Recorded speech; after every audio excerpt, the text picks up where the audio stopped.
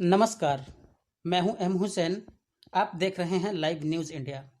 CM college के library and information science में नामांकन प्रारंभ। पहले आओ पहले पाओ सिद्धांत से कुल 40 स्थानों पर होगा नामांकन। इंटर में न्यूनतम 45% अंक वाले छात्र छात्राओं का होगा नामांकन। सीएम कॉलेज दरभंगा में कैरियर ओरिएंटेड प्रोग्राम के अंतर्गत संचालित लाइब्रेरी एंड इंफॉर्मेशन साइंस के सर्टिफिकेट कोर्स सत्र 2019-20 में प्रधानाचार्य डॉक्टर मुश्ताक अहमद के आदेश से नामांकन प्रारंभ किया गया है। इंटर में न्यूनतम 45% अंक के साथ पास कोई भी छात्र छात्रा इस कोर्स में नामांकन ले सकते हैं।